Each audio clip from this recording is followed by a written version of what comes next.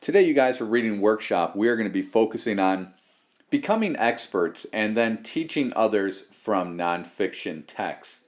If you think about it, this lesson goes hand in hand in everything that we're doing with the jigsaw in writing.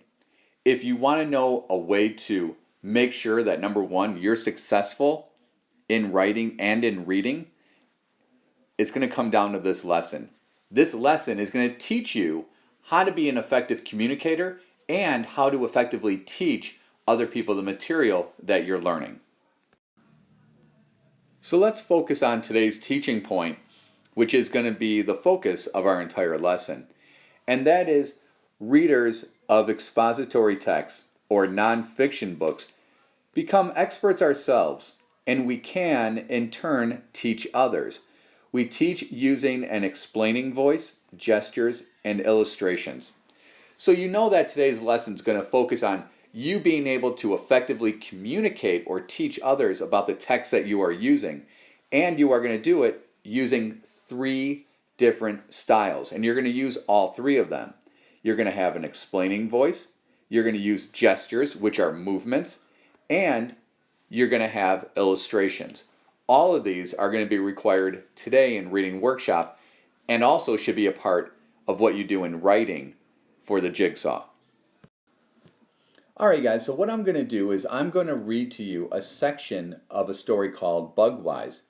Now if you remember, I read this story to you maybe like last week, where we were talking about breathtaking secrets, and we learned that some insects are like snorkelers and that some are like scuba divers, only they have equipment that's built in. I'm first going to read further into that story and about breathtaking secrets so I can become an expert and so I can teach you. But what I'm going to do is when I'm doing this, I'm going to pretend afterwards that you've never heard this before, so I can demonstrate how to use all of those features I showed you of using gestures and using an explaining voice and even using illustrations to help you teach nonfiction material effectively, which is what you're going to have to be doing every single day, especially when you meet with your groups. So let me read this section to you. You may have houseplants. You can see I have the story right up here. You may have houseplants. Well, some aquatic insects have houseplants because the stems and the leaves of the aquatic plants contain oxygen. What could be easier than to burrow inside for a cozy room full of air? One mosquito larva actually uses its sharp-edged siphon to saw holes in a plant. Then it sucks up the oxygen just like you'd suck up a milkshake. What I want you to do now is I want you to really pay attention to me and how I go about teaching this nonfiction text back to you in a way that, I'm pretending that you've never heard it before.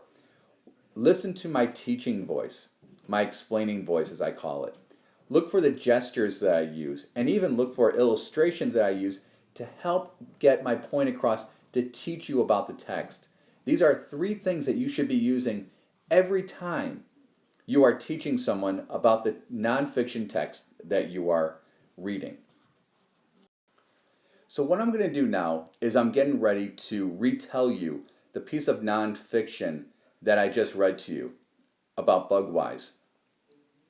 When I'm reteaching you this, I want you to do me a favor. I want you to pay attention for my explaining voice. There's a teaching voice that's involved. People often say I have a radio voice when I'm doing these videos. That's my explaining voice. Watch for my gestures, my hand movements, the things I do to get your attention. And then look for illustrations that I'm going to use to help teach you. So let's get started. I just got done reading a story about aquatic insects. And aquatic insects have the ability to breathe underwater, kind of like a scuba diver, where they would use like a siphon, they call it. It almost looks like a snorkel that comes out of their mouth or part of their body, and it would breach the surface of the air. It's kind of like a scuba tank, but they can't go buy this snorkel, or they can't go buy this scuba tank from a store. They're bugs. It's actually built into their bodies. And they use this equipment that's built in their bodies to breathe. Though some insects breathe through a type of snorkel that I talked about that would go through the top of the water, there are other insects that, you know, will breathe through plants. You ever see a movie when swimmers will be in the water or someone's in the water and they cut a piece of bamboo, and then they put it in their mouth and they use that to breathe through the water? Well, there are some insects that do something very similar. What they do is they actually use the siphon in their body to saw into a plant or poke a hole into a plant so they can suck out that oxygen of a plant so they can breathe underwater.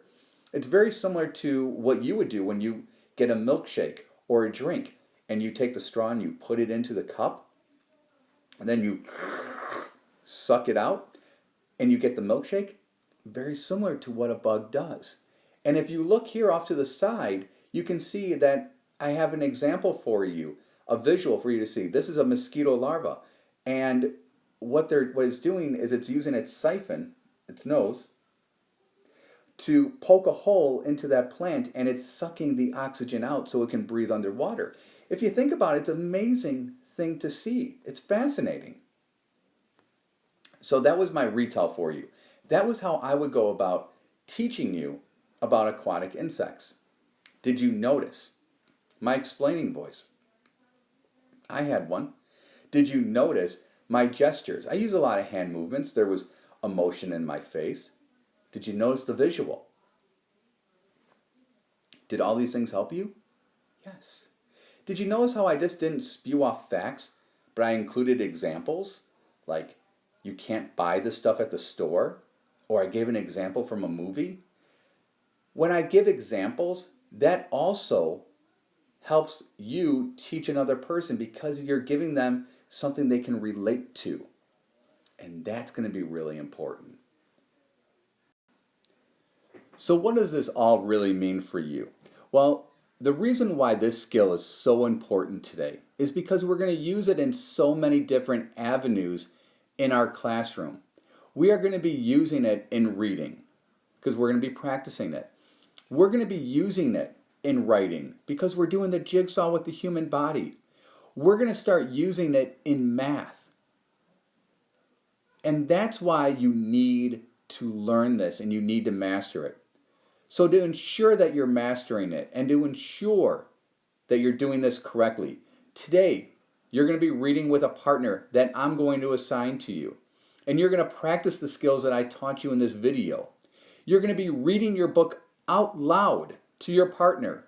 And after you read a section is a part of your nonfiction book with a title, and you're going to read that small section. It's like a subsection.